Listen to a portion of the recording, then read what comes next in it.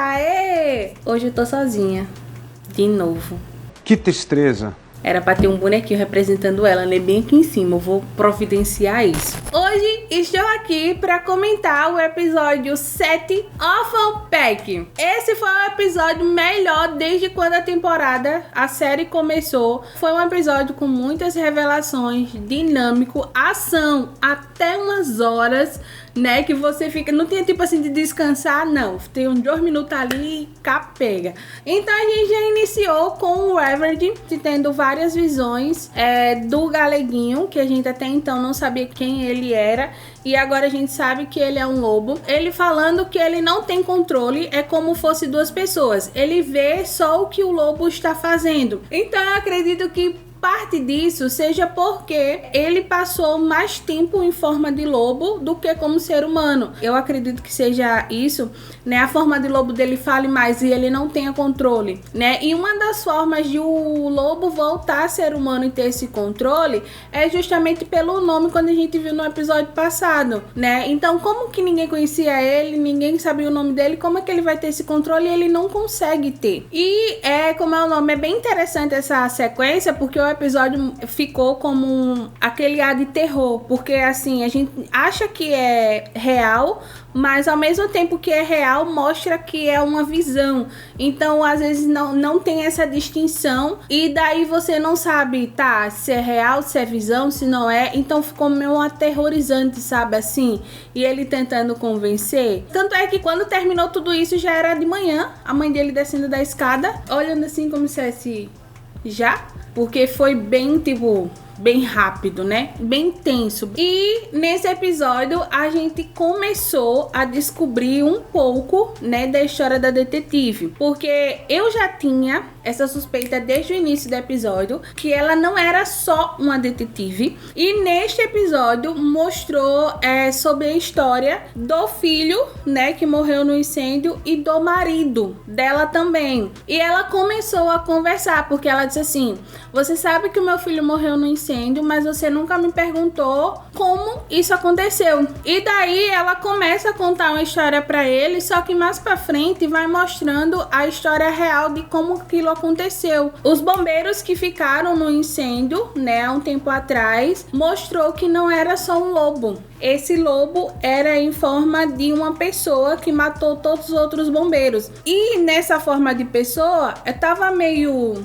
ela suja, assim, embaçado. Tenho quase 99,9999% de certeza que é a detetive. Como tá muito sujo o cabelo e tudo mais, assim, eu tenho certeza que é a detetive. Não tem condições ela só saber ser uma detetive. E uma coisa que eu suspeito é que ela é mãe dos galegos, do Galeguinho, que é o lobo que tá pedindo ajuda, que apareceu no início pro Everett, e também seja a mãe da Luna e do irmão dela. Eu acho que deve ser isso. E tanto é que no final do episódio que mostrou, no outro episódio, mostrou a detetive abraçando a Luna. Então, eu digo que é 99%, a gente vai dizer que é 100%, mas 99,9999% é mãe deles. E daí fica a questão: será que o marido dela realmente morreu? O que aconteceu? Qual que é o principal objetivo dela tá fazendo isso? É só trazer o filho de volta? É reencontrar os filhos? É descobrir o que é por trás da lenda? O que? Fica essa incógnita. Uma coisa também muito interessante é que, assim, eu acho que tá rolando uma química entre a detetive e o Rodrigo. Não pela parte dele, mas primeiro pela parte dela. Todo episódio, normalmente, ela aparece toda desmanhegada. Né?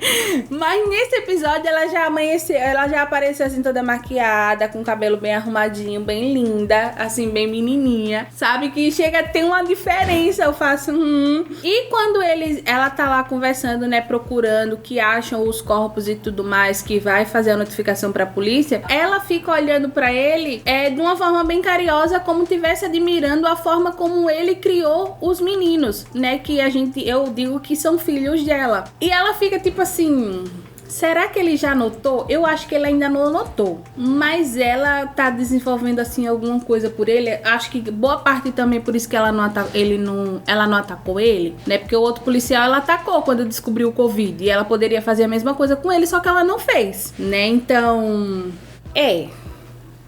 Até então, eu particularmente estava com raiva dela, porque eu achava que ela seria uma vilã. Só que tá mostrando principalmente nesses 2 últimos episódios, que ela vai se tornar uma aliada deles pra combater um vilão maior, que pode ser o marido dela, sabe?